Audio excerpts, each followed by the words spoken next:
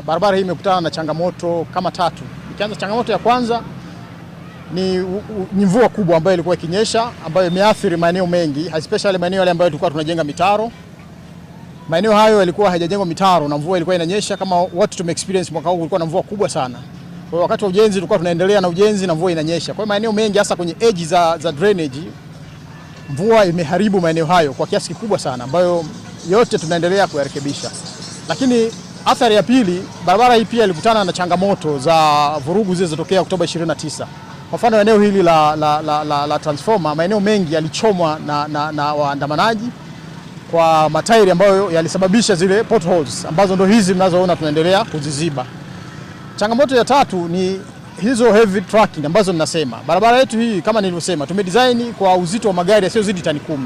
Lakini bahati mbaya sana eneo letu hili la mji wa Tunduma ni tofauti na maeneo mengine.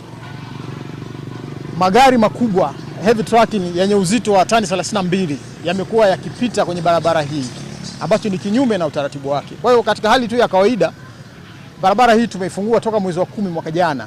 Kwa hiyo sio kwamba haitumiki, barabara hii inatumika japo hatujamaliza kuijenga kwa maana ya kumalizia zile drainage system zote na kila kitu. Lakini tulifanya kuifungua kwa haraka baada ya kumalizia hii surface tabaka la lami ili kuhakikisha sasa tunapunguza ule msongamano wa magari katikati ya mji. Lakini tulifanya kuifungua kwa haraka baada ya kumalizia hii surface tabaka la lami ili kuhakikisha sasa tunapunguza ule msongamano wa magari katikati ya mji. Kwa hiyo tukafungua, lakini bahati mbaya sasa hata magari mazito yenye uzito mkubwa yanapita katika barabara hii. Hilo nalo limechangia barabara yetu kuharibika kwa haraka. Kwa sababu thickness ya surface finish layer tuliyoweka hapa ni sentimita 5.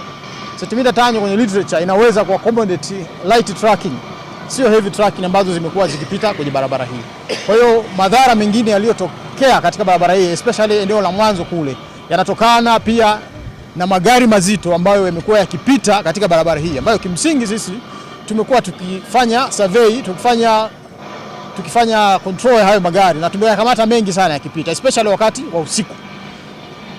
Kimsingi hilo limekuwa likitokea na limeathiri kiasi kikubwa sana barabara yetu hii. Kwa hiyo ni kweli haijakabidhiwa lakini inatumika. Toka mwezi wa 10 mwaka jana ukiweza count down mpaka leo hii tuna miezi almost karibu 7 barabara hii inatumika. Kwa hiyo nitoe wito kama nilivyosema hapo mwanzo, design ya barabara hii ni uzito wa tani 10 tu. Mradi wetu ulianza ulikuwa mkataba wa mwaka 2023 mpaka 2024. Lakini kulitokea changamoto, hatukumaliza kwa muda ule.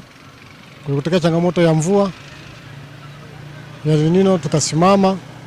Baadaye tuliomba tukaongezewa muda. Tumefanya mpaka tumefikia hatua hii ya kuweka asphalt. Changamoto zimetokea kuanzia mwezi wa 10 wakati tumeshaweka asphalt tayari. Matairi yalichomwa tayari, barabara yetu kwa tumeshaweka asphalt. Walichoma sehemu nyingi, mitambo yetu pia walichoma. Mpaka sasa hivi hapa ndo tunarekebisha sehemu zile ambazo zilikuwa zimechomwa. Sehemu zilikuwa nyingi na kuna sehemu nyingine kwa tujamalizia kutokana na mvua ilikuwa inanyesha tumeziacha. Ndio sasa hivi tupo tunazirekebisha.